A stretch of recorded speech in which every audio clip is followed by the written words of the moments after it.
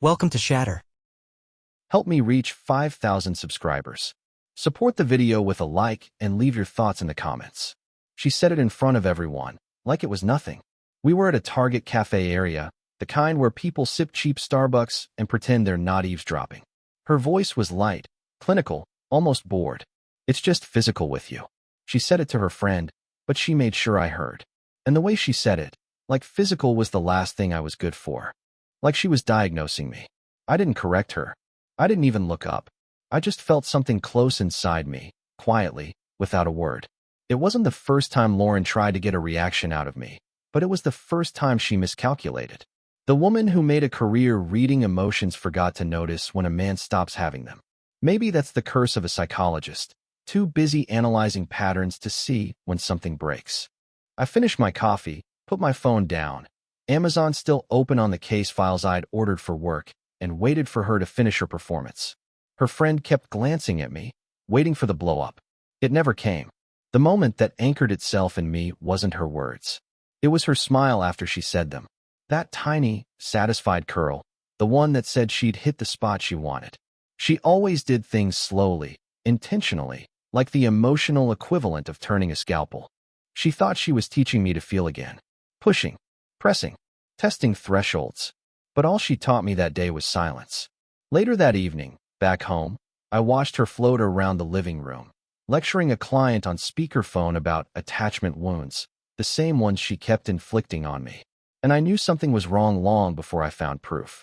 You learn things working crime scenes, how people move when they're lying, where they hide the pieces they don't want anyone to see. Lauren wasn't messy. She was precise. Too precise. Avoiding my eyes, adjusting her tone, spacing her schedule just enough to be believable. The real break came from someone who had no reason to lie. Jeremy, a colleague of mine. He stopped by the office the next day, dropped a folder on my desk, and paused. Long enough for me to notice. Long enough for me to understand he knew something. She and the consultant from the seminar, they seemed close, he said. Too close for a professional workshop. He didn't add anything else. Didn't need to. I recognized the name instantly. Daniel Rhodes, the corporate therapist she'd brought in for emotional integration techniques. A soft-spoken, careful man. The kind she chose not for passion, but for contrast. I didn't confront her. I didn't ask questions. I didn't create scenes. I simply started paying attention. That's all. The small absences. The longer showers. The sudden interest in muted lipstick she never wore for me. The way her phone stayed face down, screen dimming without notifications. She didn't see the shift in me. She missed it completely. I'd spent years analyzing crime scenes. Now I was analyzing my own kitchen table. And then, one night, when she thought I was asleep, she whispered into her phone, "I just wish he'd react. Anything. Even anger." She paused. He feels nothing for me anymore. She had no idea how right she was becoming. That was the moment the ground tilted, not because she loved someone else, but because she didn't. She wanted control, not connection. Pain, not touch. Power, not passion. I was just the experiment she wanted to break open. And I realized something cold and absolute. I wasn't part of her study. I was her proof. I didn't confront Lauren about Daniel. I didn't question, accuse, or demand. I just watched. That was the first real shift, the one she didn't anticipate. For a woman who made a career teaching clients to name their truth, she never imagined mine would come in the form of silence. And silence, when you're living with someone who relies on emotional feedback, becomes a kind of pressure chamber. Every room in the house felt tight, air heavy, as if the walls were waiting for us to stop pretending. 2 days after I overheard her whispering to Daniel, I went to Walmart for groceries. Something simple, ordinary, nothing dramatic. But when I returned, I didn't bring back her favorite snacks, the ones she always claimed helped her maintain emotional clarity. I placed the bags on the counter, sorted what was mine, and left the rest untouched. It was the smallest act of distance, but it cut deeper than a fight. She hovered nearby, waiting for me to acknowledge her. I didn't. I moved around her like I would around a stranger passing too close. At night, she tried to initiate conversations she once avoided. Soft attempts. Casual check-ins. She mentioned a show she'd started on Netflix, expecting me to comment, maybe join her like before. I nodded without looking up. My attention stayed on the notes I was reviewing from work. Actual evidence. Actual truth. She wasn't part of that category anymore. What unsettled her most wasn't coldness. It was neutrality. I wasn't angry. Anger would have meant attachment. Instead, I had the same expression I used at crime scenes. Focused, measured, studying. She wasn't used to being examined. She was used to controlling the questions. The turning point came when Daniel called. I heard his name through the thin wall of the hallway, heard the shift in her voice when she answered. Before, she slipped away to take those calls. Now she stayed put, waiting for me to react. But I didn't. I walked past her without pausing. She stopped mid-sentence, thrown off, as if she suddenly didn't know her lines. Later that evening, she tried again. She stood in the doorway while I cleaned the kitchen. She said he'd asked if she was okay. She said she wasn't sure how to respond. She said it all slowly, giving each word room to sting. But I didn't give her anything back. Instead, I rinsed the last glass and set it down gently, the sound crisp in the quiet. She stared at me, waiting for a crack. All she got was calm. And in that moment, something in her posture faltered. A tiny drop in her shoulders. Like she realized the experiment she started was beginning to run without her control. The proof didn't come as a single moment. It arrived in fragments, the way evidence always does. Ordinary details that don't look like much until they start forming a pattern you can't ignore. It began with her schedule. Lauren never worked late on Thursdays, but suddenly she was supporting a client through a breakthrough. She said it with that soft professional steadiness she saved for anxious patients. Except her eyes shifted left, the same direction every witness shifts when they're constructing, not recalling. I didn't push. I didn't check her phone or her laptop. I didn't need to. When you've spent 15 years analyzing trace materials, you learn that people carry their truth on their clothes. One night, she came home with a scent on her sweater she couldn't place. Not cologne, laundry detergent. A different brand from ours. Clean, crisp, hotel-like. I didn't comment. I didn't look at her. I simply folded the sweater and placed it on the chair near the door. She saw it the next morning and froze longer than necessary. Not because of guilt, but because she expected a reaction that never came. The next piece of evidence came from our shared Amazon account. She forgot to switch to her private card, and an order popped up in my notifications. 2 self-help workbooks on restoring emotional polarity and therapeutic intimacy. She'd never bought anything like that for us. She didn't bother pretending they were for a client. I didn't ask. I just scrolled through the description, then closed the app like it meant nothing. It was the small behaviors that confirmed everything.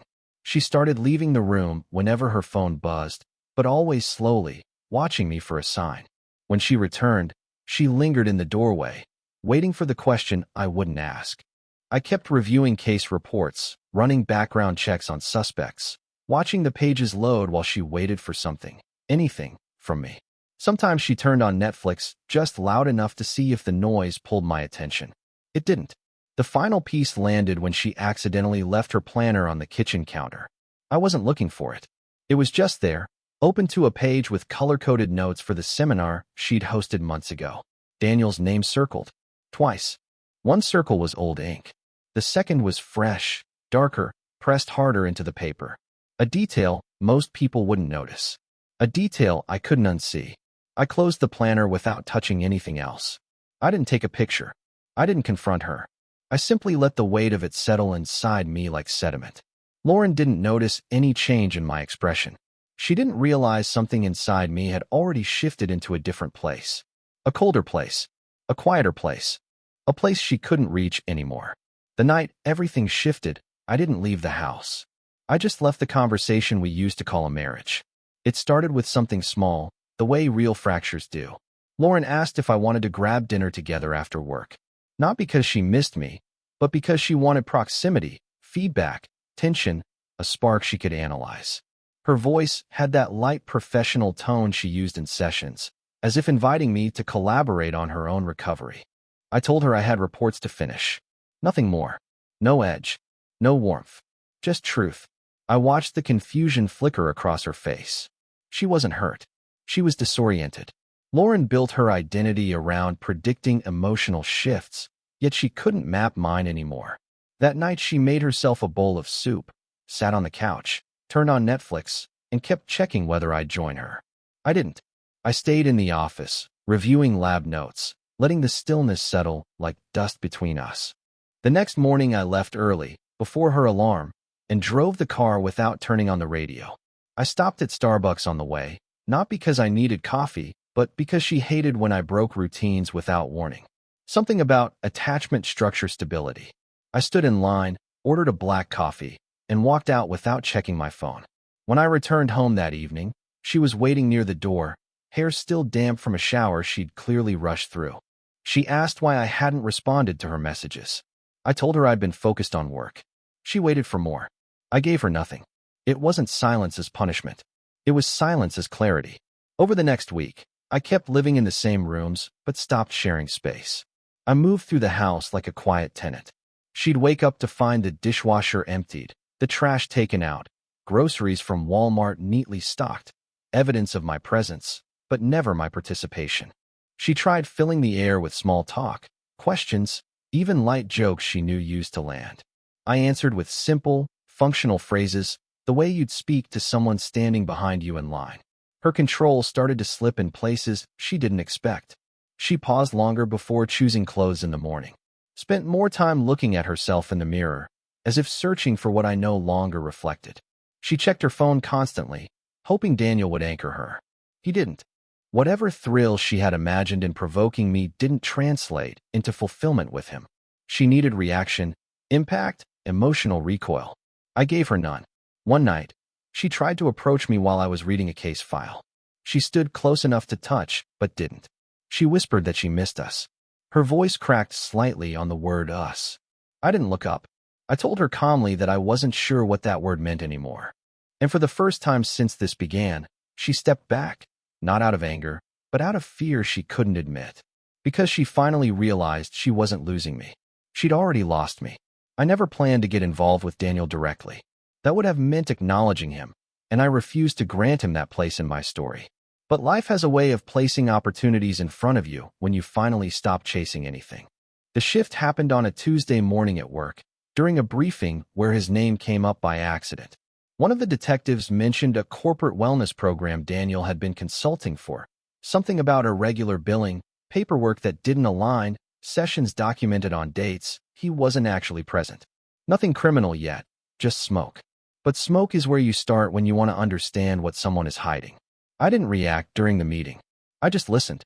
And later that afternoon, when I was reviewing digital evidence on another case, I noticed how easy it would be to flag inconsistencies without leaving fingerprints.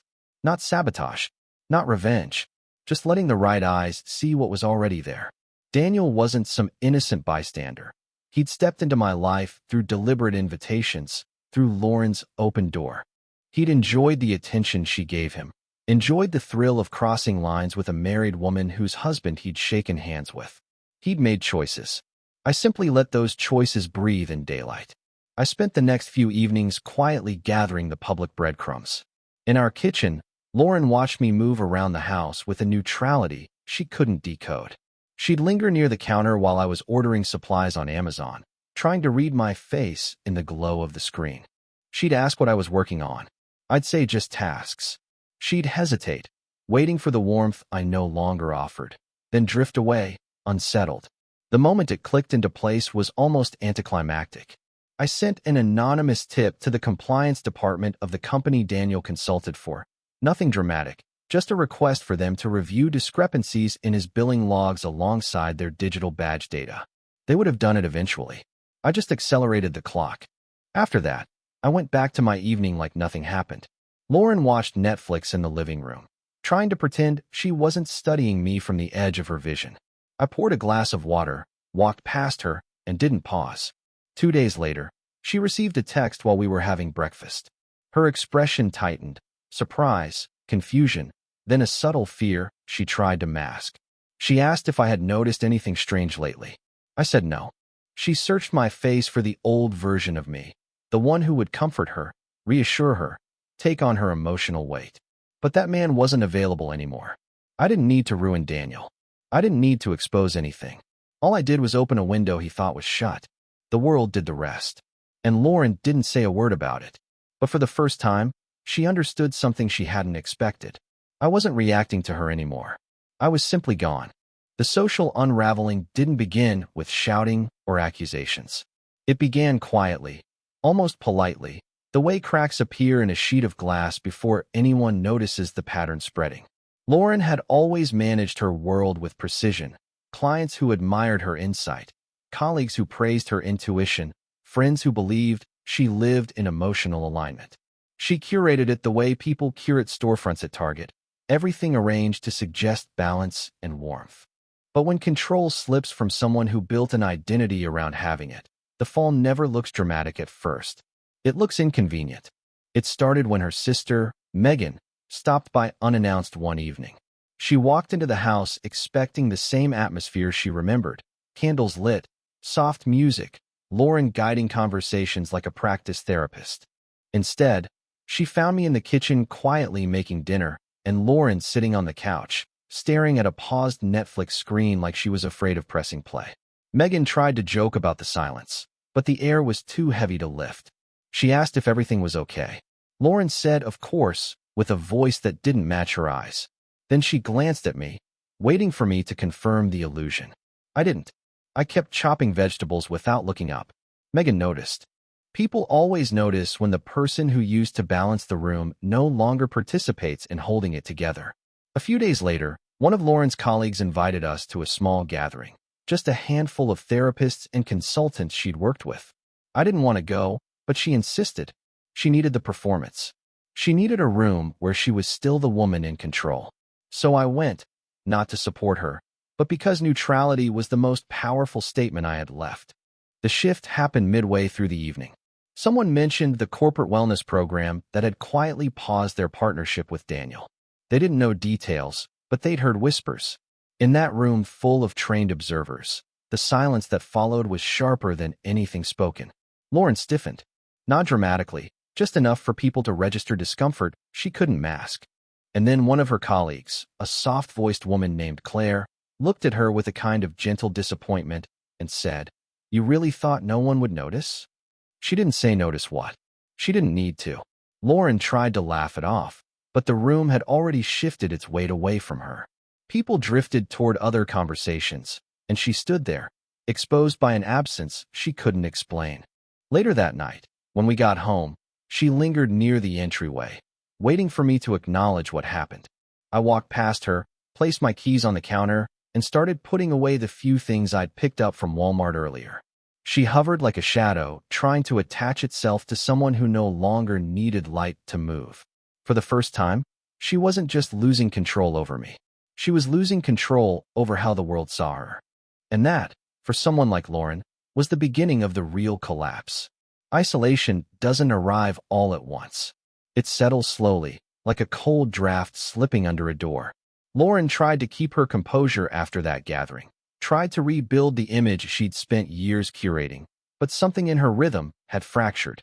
She woke up earlier than usual, moving quietly around the house as if she didn't want to disturb me. She brewed coffee she didn't drink. She opened her laptop, stared at her client notes, then closed it again. She was still in the house, still breathing the same air, but she wasn't living in it. She was pacing inside her own head, looking for a version of herself she had lost long before that evening. I watched all of this without participating. Not out of malice, just truth. I'd stopped reacting months earlier, and now she was finally catching up to where I'd been. In the mornings, I'd leave for work without ceremony. I'd grab the keys, lock the door, and drive the car in the quiet hour before sunrise. Sometimes I stopped for Starbucks, not because I needed the caffeine, but because the neutrality of the routine grounded me. It reminded me that my life had moved forward even while she kept rewinding hers. She called me 3 times one afternoon while I was reviewing evidence in the lab. Not emergencies, not questions, just her trying to hear something in my voice that would anchor her. I let the calls go to voicemail. She didn't leave messages. She never did. She always assumed presence was implied. Now she had to confront the possibility that it wasn't. When I returned home that evening, she was sitting on the floor near the bookshelf, her knees pulled up, her arms wrapped around them. She looked like someone who'd run out of professional scripts. She didn't speak when I walked in. She just lifted her eyes for a second, as if checking whether I still existed in her world. I nodded. Nothing more. Her shoulders sank with a kind of relief that didn't reach her face. Later that night, she tried to cook dinner, something she hadn't done in months. She moved slowly around the kitchen, reaching for ingredients she pretended to remember how to use. I didn't step in. I didn't offer help. Not because I wanted her to struggle, but because she needed to understand what life looked like without leaning on me. Halfway through the meal, she dropped a pan. The sound echoed in the quiet house, sharp and metallic. She froze, waiting for me to comfort her or reassure her or comment on how tired she must be. I didn't. I simply picked up the pan, set it on the counter, and walked away. She whispered something I barely heard, something like, "I can't do this alone." It wasn't directed at me. It was directed into the space I no longer filled. I went to the living room, turned on Netflix, and watched the opening credits of a documentary I had no intention of finishing. I could feel her standing behind me, trying to read me, searching for any part of the man she once believed she controlled. But that version of me had already stepped into a different life, leaving only a quiet outline in the place she used to hold. Confrontation didn't arrive with shouting.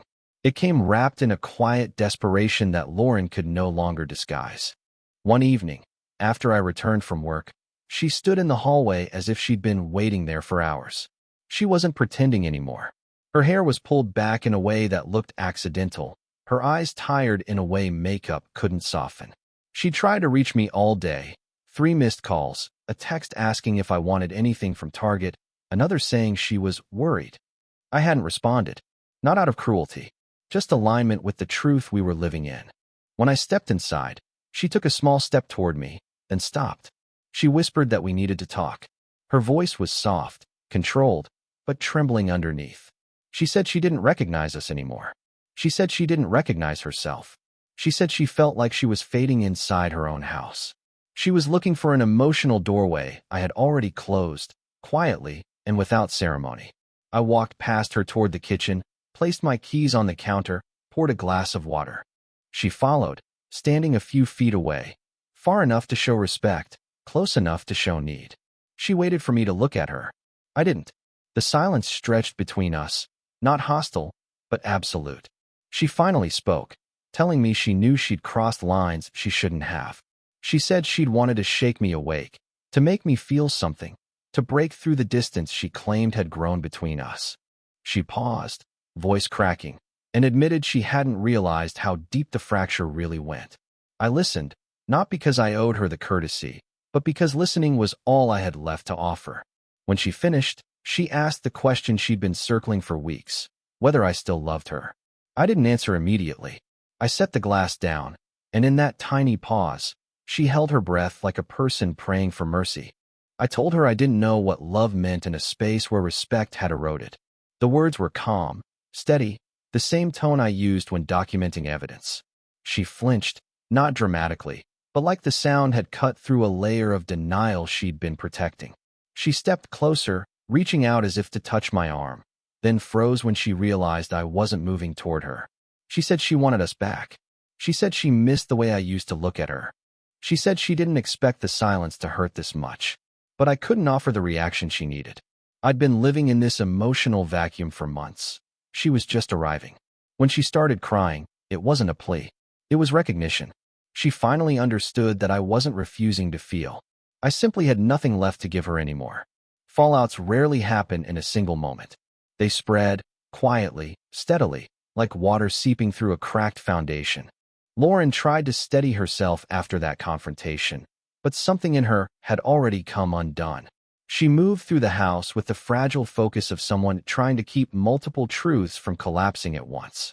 She still went to work, still met clients, still used that calm, professionally gentle voice. But the edges were fraying, and everyone around her could see it long before she admitted it to herself. It began with cancellations. 2 clients pulled back, saying they wanted to pause sessions. One wrote that she seemed distracted lately. Another said she wasn't emotionally present. For someone in her field, it wasn't just criticism. It was identity erosion. She came home that evening and sat in her car in the driveway for nearly 20 minutes, staring straight ahead. When she finally walked inside, she tried to smile like nothing was wrong. But her hands were shaking when she put her keys down. I watched from across the room. Not coldly, not vengefully, just honestly. She'd built a life around guiding others through instability, and now she was losing footing in her own mind. I made myself a simple dinner and turned on Netflix, letting the familiar hum of a true crime documentary fill the room. She hovered near the kitchen doorway, hoping I'd ask about her day, hoping for that old instinct of mine to rescue her from herself. But I wasn't that man anymore. I couldn't be. Days later, something shifted publicly. A colleague approached her at work about Daniel. Nothing direct, nothing explicit, just a pointed comment, too casual to be innocent. Word had spread about his professional inconsistencies, and people in their circle had started drawing lines, connecting dots she thought were invisible. She tried to brush it off, but her voice cracked mid-sentence. And when she got home, she went straight to the bedroom, shutting the door quietly, as if she didn't want the house to hear her fall apart. The real break, though, came when she reached out to Daniel. I only knew because she left her phone on the kitchen counter while rushing to take something out of the oven. A message popped up, a long paragraph from her, shorter reply from him. His answer didn't soothe her. It distanced her. She stood frozen in front of the stove after reading it, hands gripping the edge of the counter, eyes hollow. He wasn't going to save her. He wasn't built for collapse, only for curiosity. The next morning, she asked if I wanted anything from Walmart. Her voice was thin, almost timid. I told her I didn't need anything. She nodded slowly, like the refusal hit deeper than it should have. When she returned, I heard her footsteps pause in the entryway. I didn't turn around. I kept working, reviewing case files on my laptop as she stood there silently, breathing like someone who'd just run a mile. She whispered that she felt completely alone. I didn't respond, not because I wanted her to hurt, but because her collapse was no longer mine to carry. She'd built this distance. Now she was standing in the middle of it, finally realizing how wide the space had become. The final moment didn't come with fireworks. It arrived in the kind of silence that feels like a locked room. No air, no movement, just honesty pressing from all sides. Lauren had spent weeks unraveling, trying to hold on to pieces of a life she'd once orchestrated with precision. But the more she reached, the more everything slipped through her fingers. By the time the end came, she wasn't fighting me anymore. She was fighting the version of herself she'd created and could no longer live inside. That morning, I woke up before sunrise. The house was still dark. I went through my routine the same way I had for months. Shower, clothes, keys on the dresser, heading toward the door without expecting or avoiding anything. I passed through the hallway quietly, already thinking of the day ahead. And that's when I saw her. Lauren sat on the floor near the dining table, legs folded underneath her, wearing the same sweater she'd worn the night she first whispered into her phone that she wished I'd react. Back then, she'd said it as a complaint. Today, it sounded like a confession she'd been repeating to herself until it broke her. When she saw me, she didn't get up. She didn't adjust her posture or wipe her eyes or try to compose herself the way she used to before clients arrived. She just looked at me with the expression of someone who'd finally run out of theories. She whispered that she didn't know how to fix this. She said she wanted my heart back. She said she finally understood what she had done. I stood there, letting the weight of her words settle between us like dust in a beam of morning light. She had spent months trying to provoke emotion, trying to manipulate the temperature of our relationship like she adjusted the thermostat, up when she needed reassurance, down when she wanted control. But feelings weren't switches. And somewhere along the way, I had grown so quiet that even I forgot the sound of my own hope. She asked if I could stay, if we could rebuild, if there was still something left worth fighting for. Her voice wasn't dramatic. It wasn't pleading. It was stripped to its core, raw, unguarded, real. She finally let go of the clinical language, the rehearsed phrases, the psychological frameworks she used to protect herself. She talked like a person, not a therapist. I sat down across from her, not close enough to touch. For the first time in months, she didn't rush to fill the silence. She let it breathe. She let me breathe. She waited the way someone waits for a verdict. I told her the truth, quietly, without anger. I told her she had taught me not to feel, that I had adapted too well, that the version of my heart she wanted back wasn't here anymore. She closed her eyes like the words hit a place she didn't know how to defend. And when she asked what I meant, I told her the only thing left to say. I said I didn't disappear. I just stopped showing up where I wasn't respected. Her face folded, not into collapse, but into recognition. A full, heavy understanding of what she had done and what it cost. And in that moment, the house felt different. Lighter. Like the gravity had changed. I stood up, grabbed my keys, and walked toward the door. She didn't chase me. She didn't beg. She just whispered that she was sorry. I didn't answer. Some endings don't need noise to be real. Some exits are made of quiet steps and a final door that closes without force. I walked out to the car, started the engine, and pulled away from the house that had once felt like a future. I didn't look back. Not out of coldness. Out of certainty. She wanted my heart. But I'd already buried it long before she noticed it was gone. Support the channel by liking, commenting, and subscribing. I promise even more interesting stories.